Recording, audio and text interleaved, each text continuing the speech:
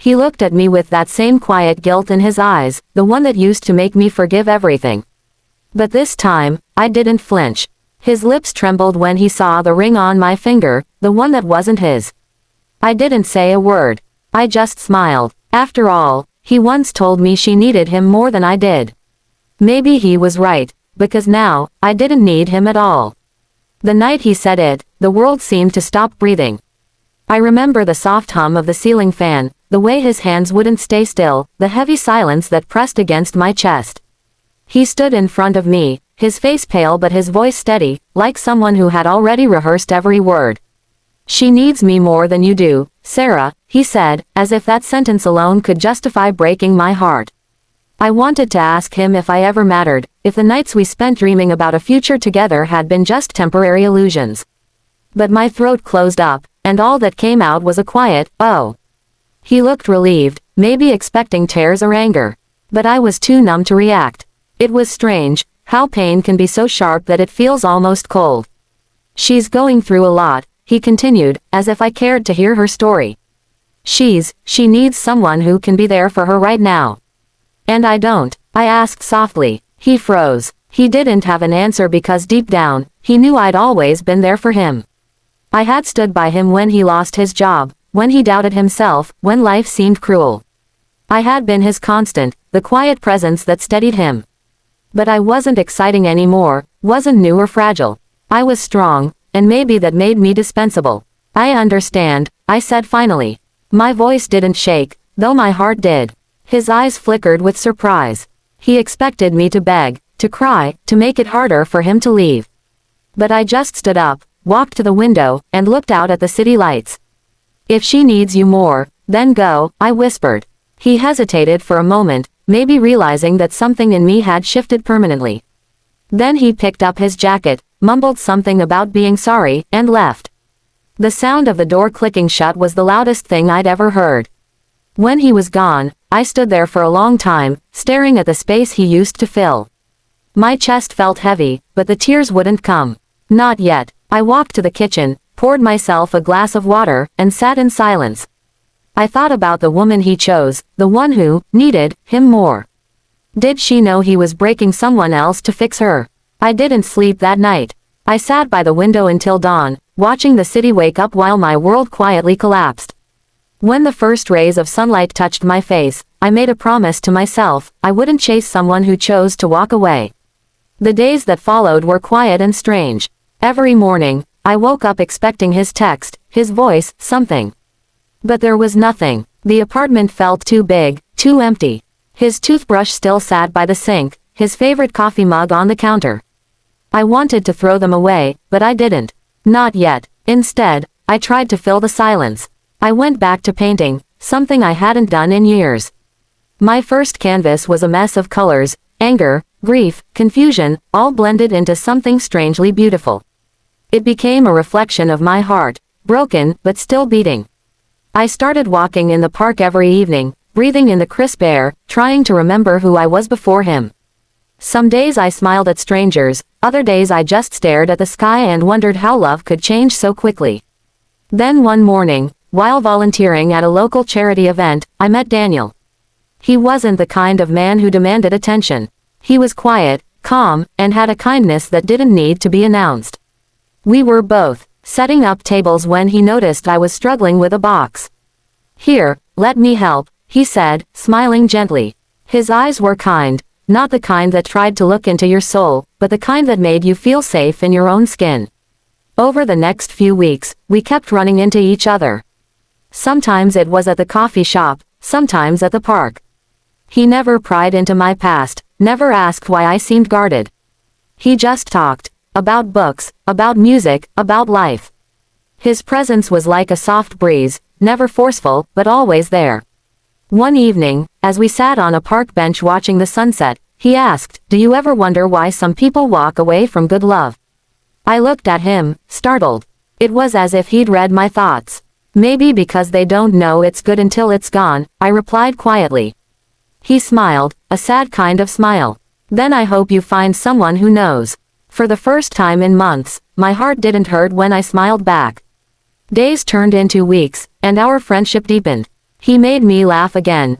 Genuine laughter, not the kind you fake to hide sadness.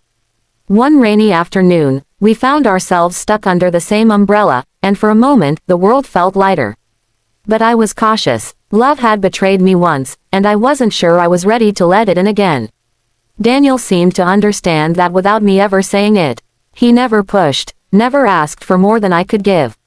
One evening, as we walked along the shoreline, I told him the truth. "I'm not ready to love again," I said, watching the waves crash softly against the sand. He nodded, his voice gentle. "That's okay, Sarah. I'll wait until you're ready to be loved right." Something inside me broke, softly this time, not from pain but from healing. His words sank into me like a promise I didn't know I needed. As the months passed, I began to find myself again. I started smiling in photographs, enjoying quiet dinners, dreaming again. I realized love wasn't supposed to hurt, it wasn't supposed to make you question your worth. It was supposed to bring peace. Then, one evening, as the sun dipped low over the horizon, Daniel took my hand. His eyes met mine with that quiet certainty that only truth carries. "Sarah," he said softly, "you've survived storms that could have drowned anyone else. You've built yourself back from ashes. And I want to be beside you for whatever comes next. Will you marry me?" For a moment, I couldn't speak. The ocean breeze tangled my hair, and the tears I thought were gone returned, but these were different.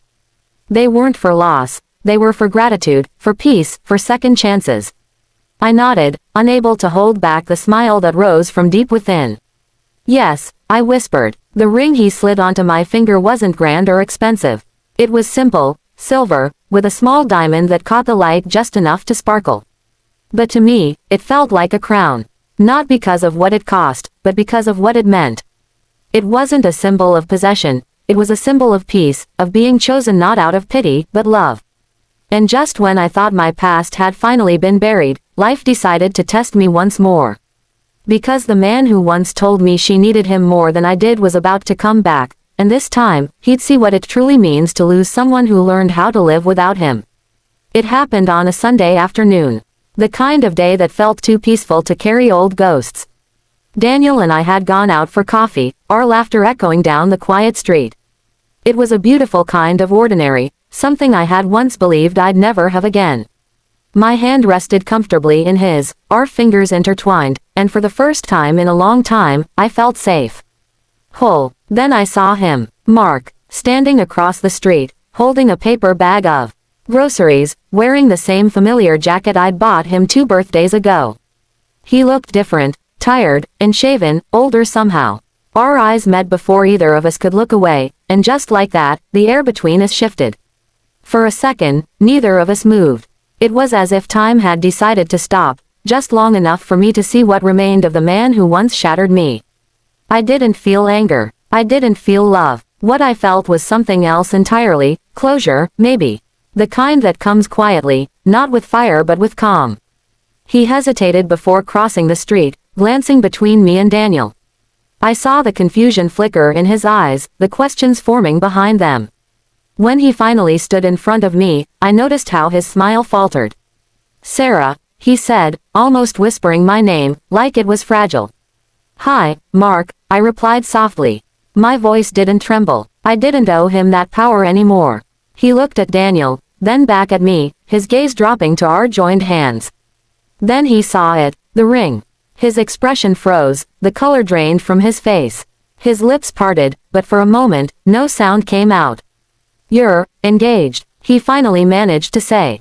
"Yes," I said simply, smiling. "This is Daniel." Daniel extended his hand, polite as always. "Nice to meet you," he said calmly. Mark hesitated before shaking it, his eyes still glued to mine. For a few seconds, no one spoke. The silence between us was thick, layered with everything that had been left unsaid. Then Mark cleared his throat. "You look different," he said, searching for words. "I am different," I replied. "Life tends to change you when it breaks you and then asks you to rebuild." He lowered his eyes, guilt flickering across his face. "I deserve that," he muttered. I wanted to call you so many times, but I didn't think you'd want to hear from me." "You were right," I said, my tone even. There was no malice in my words, just truth. He swallowed hard, his eyes darting between me and Daniel. Emma and I, we're not together anymore, he said finally. She left, said I wasn't really there, said my heart was somewhere else. I tilted my head slightly. And where was it? His eyes met mine, heavy with regret. With you, he whispered. It was strange, hearing those words. Once, they would have undone me. Once, I would have given anything to hear him say them. But now, they just floated in the air, meaningless and late. You told me she needed you more, I said quietly. So I let you go. He nodded, his voice cracking. I thought I was doing the right thing. She was falling apart, and you were strong. I thought you'd be fine. I smiled sadly. You mistook silence for strength, Mark. I wasn't fine. I broke. But the difference is, I learned how to heal. He stared at me for a long moment, eyes glistening. I made a mistake, he said finally.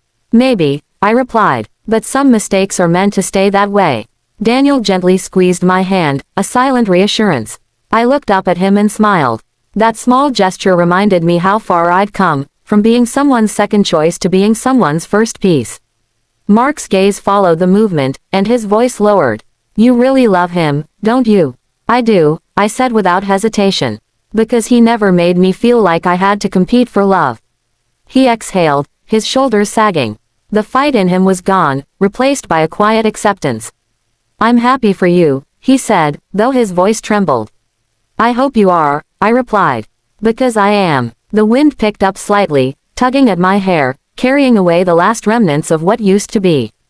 Daniel suggested we leave, and I nodded. We said goodbye to Mark, and as we walked away, I could feel his eyes on my back. But I didn't look back. Not once. As we turned the corner, Daniel smiled down at me. You okay? He asked softly. I'm more than okay, I said.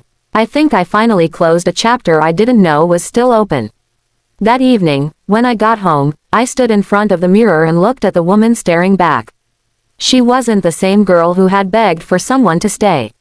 She wasn't waiting for validation or an apology. She was whole again. I thought about Mark, how he had once been my everything, and how now he was just a memory, a lesson I'd already learned. I didn't hate him. I didn't wish him harm. I simply didn't need him anymore. And that realization was more freeing than anything else. Later, as Daniel and I sat by the window, sipping tea, he wrapped his arm around me.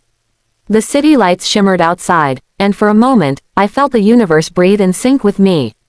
Do you ever think about what could have been?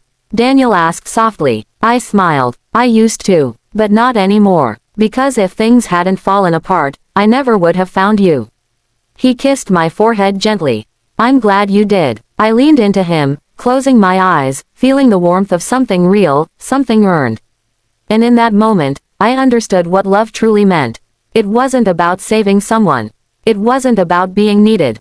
It was about choosing peace, every single day.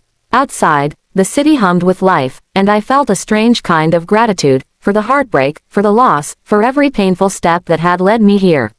Sometimes, you have to lose what you think you need to discover what you truly deserve. Somewhere across town, maybe Mark was sitting alone, realizing that love doesn't wait forever. That when you let go of someone who would have given you everything, sometimes they learn to give it to themselves instead. He said she needed him more than I did. Maybe she did, but I needed something too, something he could never give me. I needed peace, respect, and the kind of love that doesn't come with conditions. And when he saw my engagement ring that day, he finally understood what it meant to lose a woman who learned to love herself more than she ever loved him. The past didn't hurt anymore. It didn't sting or ache or burn. It just existed, like an old photograph you don't want to tear apart but no longer feel the need to frame. As I watched the stars appear above the city skyline, I whispered to myself, you did it, Sarah. You survived. Because sometimes, the most powerful revenge isn't anger or hate, it's happiness. And as I leaned into Daniel's shoulder, laughter spilling softly into the night, I knew my story had come full circle. He said she needed him more than I did. Maybe that was true back then. But now, I finally understood, I never needed him at all.